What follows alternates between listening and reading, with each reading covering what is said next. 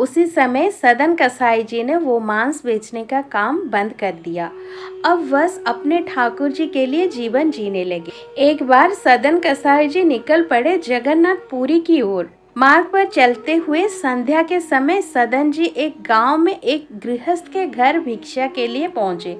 घर में दो ही व्यक्ति थे, एक पुरुष और एक महिला। संतों में एक भागवतिक आकर्षण होता है। वो महिला जब सदन कसाई जी को देखी तो वो सदन कसाई जी को देखकर एकदम मोहित हो गई और सदन कसाई जी से बोलने लगी कि अब तो थोड़ी देर में रात हो जाएगी, आप यहीं पर रुक जाइए, आज रात आप यहीं पर रुक जाइए। तो सदन कसाई जी भी राजी हो गए, वो वहाँ पर रुक गए। वो महिला फिर आधी रात के समय सदन जी के पास गई और अनेक प्रकार की अशिष्ट चेष्टाएं चाहने लगी। ये देखकर सदन जी ने हाथ जोड़कर कहा, तुम मेरी माँ, अपने बच्चे की परीक्षा मत लो माँ, मुझे तुम्हारा आशीर्वाद चाहिए। तुम्हारे पति होते हुए तुम किसी और पुरुष पर दृष्टि रखती हो माँ, ये ठीक नहीं है। उस महिला ने ये समझ लिया कि उसके पति के डर से ये संत उसकी बात नहीं मानेंगे। उसने वहां जाकर एक तलवार ली और अपने पति सोते हुए पति के सिर को काट दिया। फिर सदन जी के पास जाकर बोली, प्यारे, अब तुम्हें डरने की आवश्यकता नहीं है, मैंने अपने पति के सिर काट दिए हैं, अब तुम मेरी बात मानो। सदन डर से कांप उठे और कहने लगे, दुष्ट औरत, तुमने अपने पति को मार डाला, अपने वासना के लिए तुमने अपने पति को मार डाला।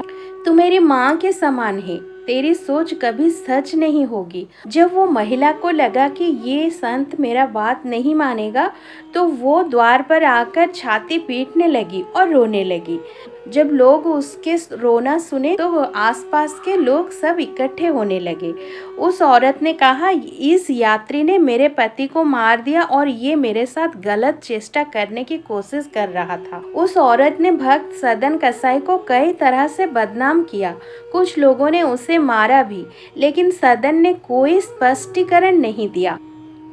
मामला वहां के राजा के पास जा पहुंचा। वास्तविक में सदन कसाई जी अपने प्रभु की लीला देख रहे थे, इसीलिए अपराध ना करने पर भी अपराध स्वीकार कर लिया।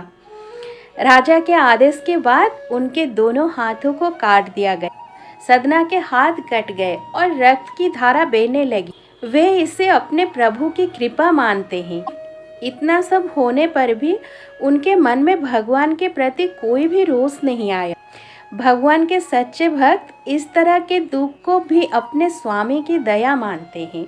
भगवान के नाम का कीर्तन करते हुए सदन जगन्नाथपुरी की ओर बढ़ गए। वहां पुरी में भगवान ने पुजारी को सपने में आदेश दिया, मेरा भक्त सदन मेरे पास आ रहा है, उसके हाथ कट गए हैं, पालकी लेकर जाओ और उसे आदर पूर्वक ले आओ। पुजारी पालकी लेकर गए और आग्रह पूर्वक सदना को उसमें बिठाकर ले आए। सदना ने जैसे ही श्री जगन्नाथ जी को दंडवत करके कीर्तन के लिए भुजाएं उठाई, उनके दोनों हाथ पूर्ववत ठीक हो गए। प्रभु की कृपा से उनके हाथ ठीक तो हुए, पर मन में शंका बनी रही कि वे क्यों काटे गए। भगवान के राज्य में कोई निरपराध तो दंड पाता नहीं। रात में स्वप्न में भगवान ने सदना जी को बताया, तुम पूर्व जन्म में काशी में सदाचारी विद्वान ब्राह्मण थे। एक दिन एक गाय कसाई के घेरे से भागी जा रही थी। उसने तुम्हें पुकारा। तुमने कसाई को जानते हुए भी गाय के गले में दोनों हाथ डालकर उसे भागने से रोक लिया।